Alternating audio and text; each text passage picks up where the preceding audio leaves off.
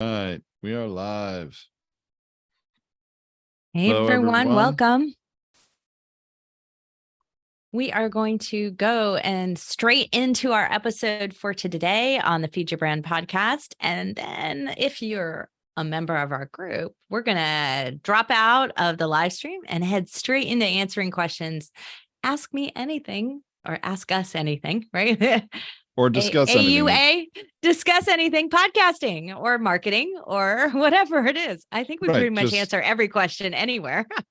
We do. And just to be clear, for those of you watching this on live stream and maybe are not pelletized customers yet, this is for our clients only. They get a link to join us on a Zoom session and then can either type in questions in chat or come on live, and it can be related to what we're about to talk about for our episode, or does not have to be. Whatever is your greatest challenge or holding you back for making progress on your podcast, your business, your marketing, we want to support you, and that's what this is for. But you've got to be a customer of the live stream. You're getting a preview of the episode that we're about to record before it goes out to all of the podcast listening apps in a couple of weeks. So that's your advantage for being there live. But the advantage to being with us in our Zoom session is you get to actually participate and get some specific support.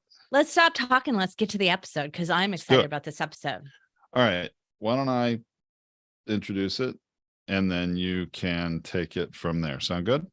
That sounds great. All right. Hey there, welcome to Feed Your Brand. I'm Tom Hazard with my co-host Tracy Hazard, and today we're going to share with you our guide to creating visually stunning posts on social media for greater engagement for your podcast. So, Tracy, that's kind of a mouthful. We need to unpack that, right? I know. Yeah. I mean, look, the main point of what we want to talk about today is creating greater engagement. And the main thing that you need to do when you're creating greater engagement is to stop the doom scroll, right? To stop the scrolling, just stop going through and having them skip what you're saying. We want to stop the scroll.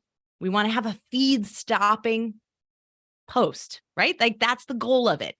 If we get that far and they stop, and you've got great, valuable, interesting information, there's no way they're not going to engage at that moment in time.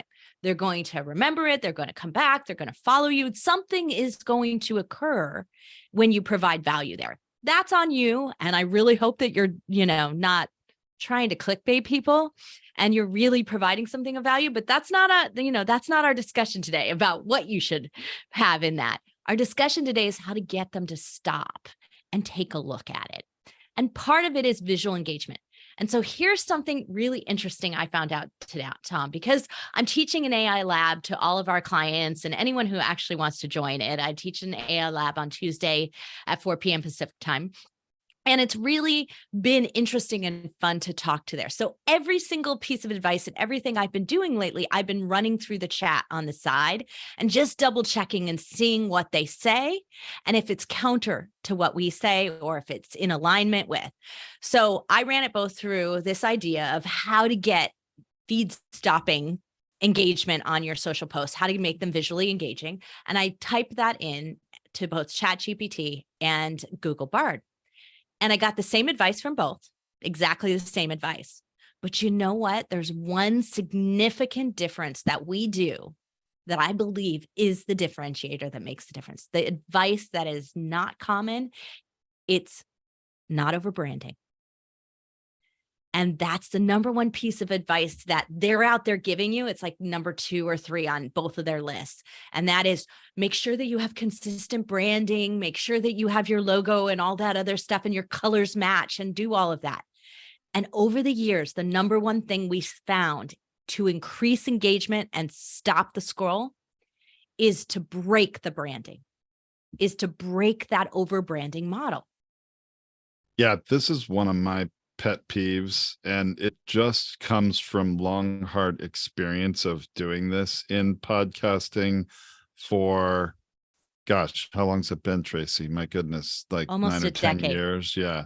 Long, hard experience is, typically branding experts will say every image to promote every episode needs to be the same. Your branding needs to be consistent. So much though, a lot of time that all that changes about the graphic is the title, the actual text of the title, otherwise the image looks the same. And perhaps if they're using a guest headshot, they would change that too. But otherwise it's the same.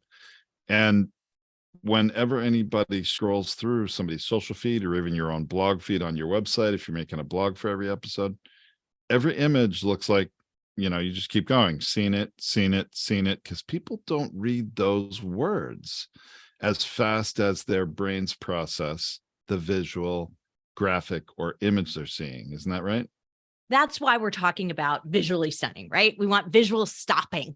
And it happens more on the image, the color, the branding side of things. This is actually the image. Now, I get it that brands are trying out there to create brand awareness and do all of that. But brand awareness is not engagement. And I want you to really think about that. And if you are a brand who has deeper pockets, you can afford to do that. But we don't have, as entrepreneurs, as individuals with podcasts, we don't really have the big budgets. We need to do brand awareness campaigns. What we really need to do is get a client. We need to get somebody to buy our goods, buy our services, take engagement, join our lists, become a part of our community, because we'll be able to then bring you in and take you through our funnel, our next thing, whatever it is that we are trying to get the engagement for, right? Or that's the most important. Just get the people who are stopping scrolling and engaging to actually listen to a podcast, to give it a try, right? I mean, that's step one. Yeah, exactly. So what we've found over time is that mixing it up is critically important. It's really important if you're showing up in someone's feed on a continual basis and it seems repetitive. And that's what can happen with the overbranding model. So here's some of our visually stunning rules that Tom and I have come up with. And really, they're like the rule breakers, like the things you should do it at the opposites of the rules, right? Some of them are rules. It may be the exception to some people's rules, but honestly, I don't think it should be. That's right. And it is kind of ironic. We're talking about visually stunning on a podcast where we're just speaking to people, doesn't it? Well, here's the number one rule of all of our podcast things. How do we get you off the podcast and going somewhere else, right? Because that's what we want you to do. So I'm not sharing my images here, but you can find us anywhere on social media at Podetize or at The Binge Factor, which is my podcast, my other podcast for podcasters, right? For serious podcasters.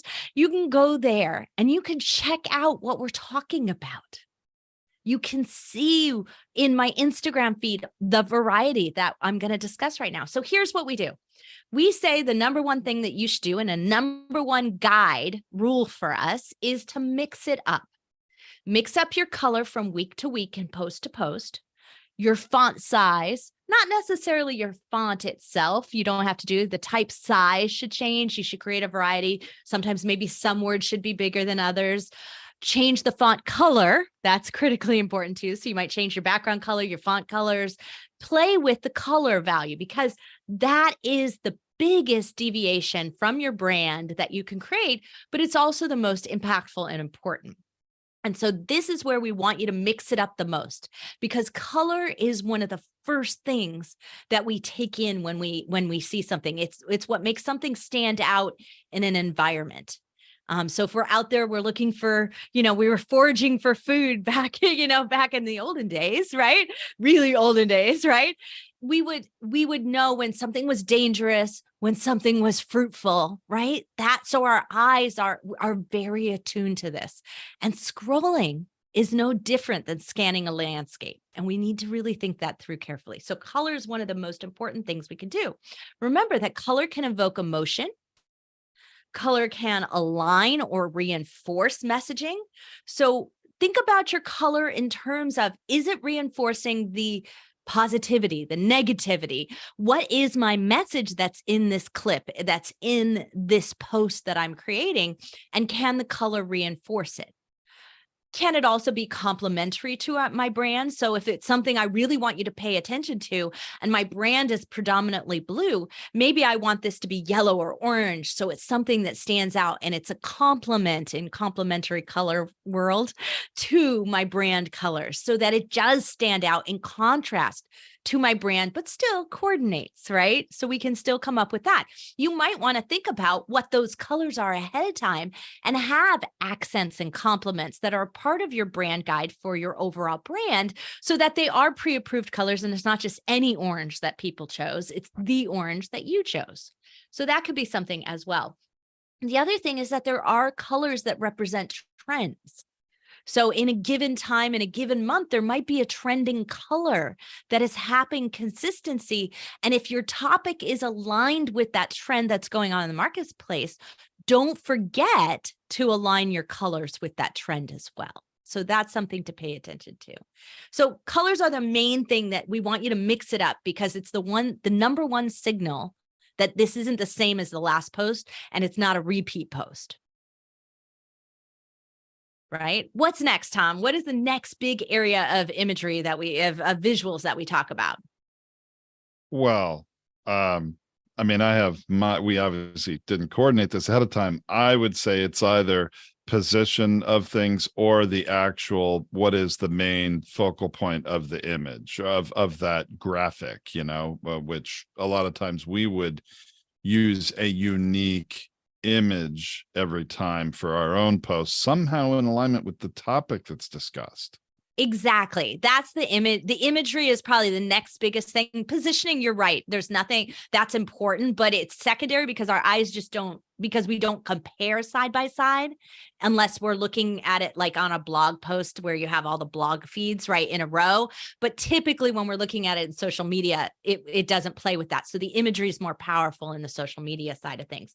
But the impact of that image is what's very, very important as the next thing. So color and then image secondary to that and the images that we chose. Now, BuzzFeed, there's a great story about BuzzFeed. BuzzFeed is renowned for this. And of course, BuzzFeed's, having issues and problems as a company, but that's, that has nothing to do with what they championed and discovered. They would A/B test every single little thing on an article, the headline, the title, the color, the image that they use. And so they're renowned for talking about an article that they posted, which was one of their most viral early on posts. And it was about like the 10 fruits that are, most chemically dangerous, right? Like they have the most chemicals on them. And so it was an article about, organic fruit, basically. Like pesticides versus organic. Yeah. Okay. Yeah. Yeah, exactly. And they tested all 10, because there are 10 fruits listed in the article. They tested all 10 fruits as separated images and tested which ones had the biggest impact and got the most clicks. That shows you both popularity of the fruit mattered, showed you that the color impact of that fruit, because they were all very colored. And it's the absolute fabulous story to me that tells you that making a concerted choice is critically important here. And when you think about that image, you want to think about reinforcing the message of the article or the episode. You want to think about its color balance. Like, is it creating that impactful color on its own without those other color changes that you need? That's great. Can I make a contrast to the title and text that I use on this along with the image of that? So if I'm going with strawberries, right? Red, and then I pick yellow titles, they're going to have a great contrast between each other, and it's going to be very eye-catching in my feed. Thinking about how you can use those to the nth degree is one of the things that viral companies worry about. So if they're worrying about it, why shouldn't we be a little smarter about our image choices and really think about the reinforcing impact and visual impact of those? So a couple of rules over there, and this is the same rules that ChatGPT and Google Bard suggested, which is higher quality images. And this is the number one mistake. A lot of times we take these horrendously bad screenshots, or we have a bad camera. And I am guilty of that. If you look at some of the old episodes of Feed Your Brand or the old episodes, my camera stunk because it was the camera that came with my computer. And also then it would go blurry because I've talked with my hands. So since I improved my camera, our feed has improved. Our social media improved. We saw a significant jump in the improvement of the quality of it. So if you're using video and it's you on the video, make sure you're using higher quality. If you're using external images, pay for those images. Get better stock images. It's going to make a difference in the quality of your feed compared to others. Or get a great camera and go take those images yourself if that's what they are, right? There are a lot of great feed that's have that. If you have the ability to take original images or acquire original images, maybe from your guest, if you're interviewing a guest and talking about something relevant to them, anything you can do to have original images is always going to be a huge advantage. And it's pretty simple. People scroll through the social feed. What's that? They haven't seen that before. I mean, there's an immediate stop of the scroll just when they haven't seen it before. Absolutely. And when we're talking about this, so this happened just the other day, one of our daughters was taking a photo that she was going to share on Instagram. And because of something that her hand in the air was blurry. And she was like, I don't want to put out a blurry image. Like, she thought about that in her mind before she posted it on social media. So we don't want pixelated. We don't want blurry. We don't want bad quality.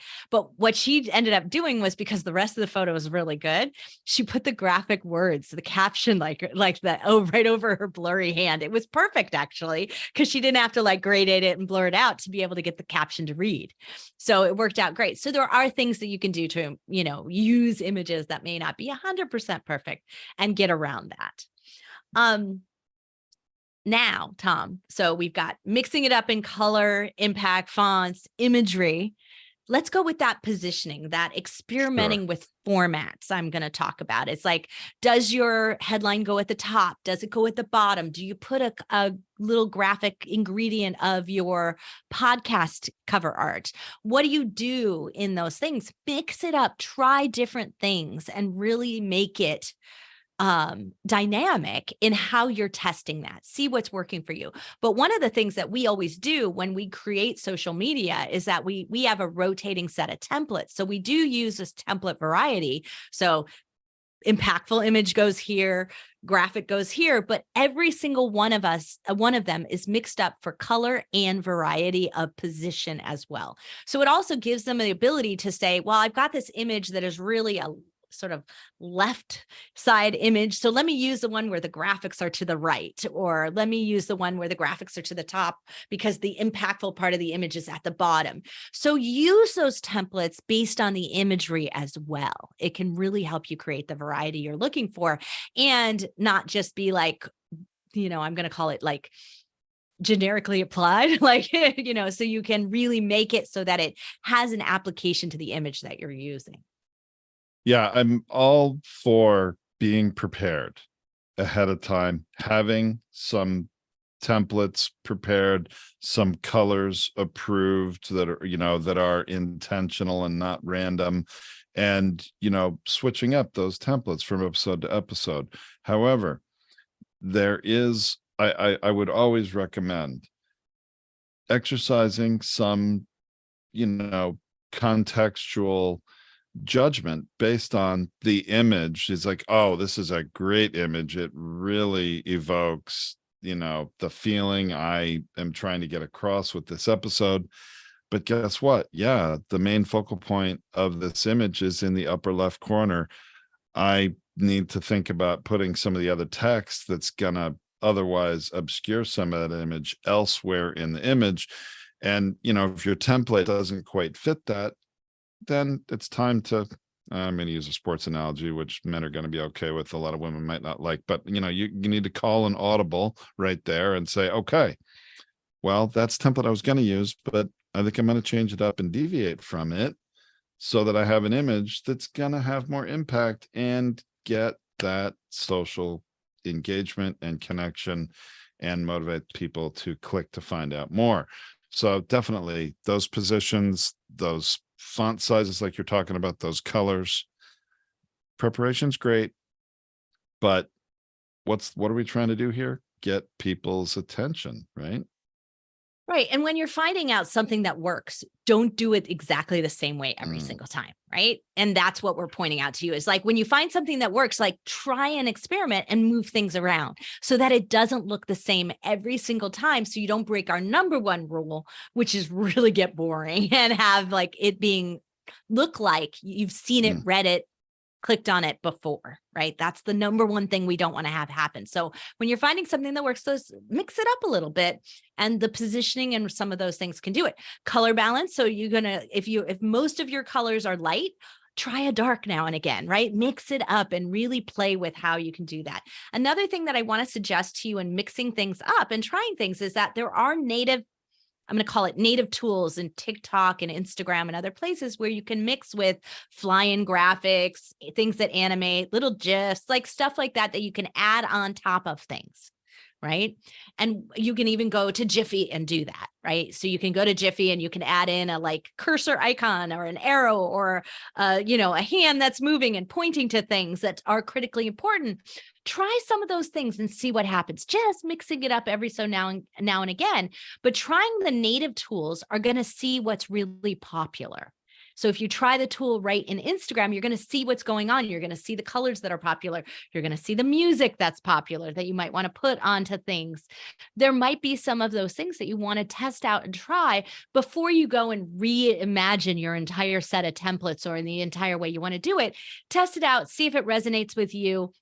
It might only apply to a specific episode that has a certain feeling, a certain style. It might not be for everything. Like I have a couple of sports episodes coming up, and it's not a normal part of my theme to do anything sports related as a common practice, but it might be great to capture those sports podcasting fans by adding in a little of those animated elements. And, and you'd have the sound of a bat or something like that, or a ball flying through the scene, right? And really capturing somebody's attention to say, hey, this episode's about Yankees baseball, which actually it is an upcoming episode about that. So that's something that you want to do. And the other reason I want you to take a look at those is because they're mobilely optimized, which too often our graphic designers design things on a large computer screen and forget what it's going to look like when it's tiny on your phone. And that's the way most people scroll through their social feeds is on their phone. So if you're packing too much in, overdoing it, it's going to become apparent when you're using the tools and you realize you just can't cram that much stuff in. Another tip I'd like to share, Tracy, regarding all this is something we experienced recently with the image for an episode video that we had created. And it's really important to think about the context of where it's going to be played or how it's going to be displayed. And in particular, I want to share this about YouTube because there are some player controls and there is that little that YouTube is often going to put ads on your video and, skip the ad after a few seconds. And then some other text, do you want to watch it on YouTube versus on your website? It's a lot of stuff that can exist at the bottom of that YouTube video. And if you plan that with your thumbnail or any, certain graphics on the thumbnail of the video, or even a lower third in the video, you got to make sure you test it out and how it's going to be viewed, because there may be a lot of other stuff you have no control over that is on top of the graphics, and that diminishes, the impact of your message. And that's why you want to check out how it looks specifically on a mobile device and in the format that you're looking at. You don't want to just look at it and examine it outside of it and not look at it loaded into Instagram, loaded into TikTok, loaded into YouTube, as Tom's referring to here, right? Those things matter. So take a look at everything that you do from that formatting and then say, okay, now is this something that has been working and now should I standardize on it? But then let me create variety and let me mix it up from here. Let me take it and create a variety from that moment. Try that for a little while and see if you can increase that greater engagement that you're looking for, that someone to stop, watch it all the way through and listen to it. So the last thing I want to touch on, Tom, is this idea of people's images. You mean like using a guest image? using photos, right? So if Photos. we're talking about like promoting this episode that we're doing, our coaching call, there's images that go out with your and my picture, and we have these like, Oh, that's for promotion. Yeah. right, from promotion. But it's the same thing if you were promoting it after the fact, right? It's you're sharing this, and that is so an option to doing the, I'm going to call it visually impactful image, is to do visually emotive views of you going, wow. Like, and there's a whole list of them. You can actually get a list of like all the visual emotions I should try for TikTok. And there's like, I don't know, there's a list of like 30 of them or something where you can try. And there's wow, and there's surprise, and there's like disgust. And, you try to make your face do all the emotions. And so we have ones of Tom and I doing all of that. Here's the problem with that, is that you're not going to do it actively for every single post. So you're likely to be wearing the same thing every single time. So go for black or white in that kind of scenario, change it up, and then make sure that the background color that you drop in goes behind you. So silhouette yourself and make sure that that's going to happen, and put visually impactful. My team has failed on this, actually. I just gave them a hard time about it because they made the background blue on every single one of these, because our coaching calls are over branded in the portal that we use them in. But because we're also using them and sharing them out on social media, it's not good. And so I've gone back to them and said, nope, you can't do that anymore. It's one thing for it to be visual identified, and I want everybody to know very clearly that these are coaching calls in our event portal, but I really don't want that on social media. So we have to mix it up and play it up. But doing people's faces and images is great unless it's your own social media, right? Why do I need to have beyond the video? Because there's 101 little short videos of you and me, Tom, in my feed and in your feed. But it's my feed. It already has a profile photo of me on it. It has that everywhere. It shows that I'm the one that posted it. We don't need more of those. And it's more likely to get skipped if it's got my image on it in my own feed, because it still looks self-promotion. Now, that being said, it's a tip from me. We totally want that to happen, and that's going to happen in the normal video clips. But if it's a static image, we don't need that. Now, the place that we do need it is in a quote graphic, in a shared graphic, in what we call ego bait within our company, where I have a guest on my show and I'm saying something great about those guests. When we have what we would call in the social media world a collaborative between two people, we want the two people's photos on there. But we want them to be more predominantly the other person bigger on our own feed. So now, and or equal size, because you might only give them one graphic and you're sharing it with them, and then they're going to share it on your feed. So maybe they don't want their picture so big on their own feed, right? So we want to keep an equal sizing on that. So thinking about these collaborative style images, we want to have that other person's image in our feed. And yeah, do we want ours alongside with that? Great. It's an authority builder. It's a collaboration signal. All of those things are really great. And that's the best place for it. But do we need our picture on every single thing and every single post that we do? I'm going to say no. I'm going to say no, because it's our profile typically posting these things. And it's our video that is being played of us talking about this tip and this thing. So does it need to be on the cover thumbnail? Does it need to be on the graphic that's linking you into going to the episode? None of that needs to be there. Try it without it and see what happens. Now, this is one of those things that goes in the flying in the face of the branding experts, which means that it flies in the face of what AI tells you to do. But I am saying to you, remember that people are out there not because they want what you have to sell them, and they're already like, oh, please let me stop and click on something that's salesy. They're not looking for that. They're looking for something to change their life, to help them. And when you're doing that and creating that impactful image that's going to stop them for something they've been searching for an answer for, they are more likely to stop than they are if it's just, it's Tracy again, right? It's all about her. Oh yeah. Who wants to hear her again? Right, exactly. Now, if I'm following her already, right, and I'm following a guru that I like, of course that's going to happen. I'm going to stop. But I would stop whether or not their picture was on the graphic image, I'm stopping because the social media profile that's posting it is someone that I actively care about and am interested in.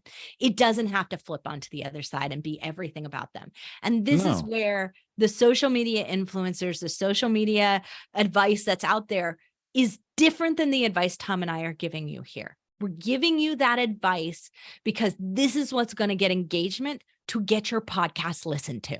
And that's what we want here. That's our ultimate goal with the way that we give advice here. Listeners are looking for what's in it for them. Why should they bother to click? Really? Does it help me? Does it help meet a need that I have? Does it pique curiosity, build anticipation? You know, those are the things that are going to get people to click and listen. And are you talking about somebody that I'm interested in, right? Mm-hmm. So your guest matters. Those things matter. So if we can reinforce anything from this guide to creating visually stunning images and posts on social media, it's that you really need to think about how it's received on the other side if you want engagement. How is this looking to them? Is it looking self-serving? Is it looking too salesy? Is it looking overbranded? Is it looking like something I've seen, heard, read already? Then I'm not likely to engage with it. So let's put ourselves in the shoes of the receiver or the eyes of the receiver and really think about the impact that our social posts are happening on that side of things. And if that is really how we want to be presented to the world, because brand is actually about perception, not about what we say we are. And that's what I want you to check here, because I think the perception might be off and it may be why you're not getting the engagement that you're looking for. All right, let's drop the mic there, Tracy. Wonderfully said. You can find the blog post for this episode with links to things that we've discussed at podetize.com. There's a feed your brand section. And what am I forgetting, Tracy? Anything else? Because I think I did it wrong last time, didn't I?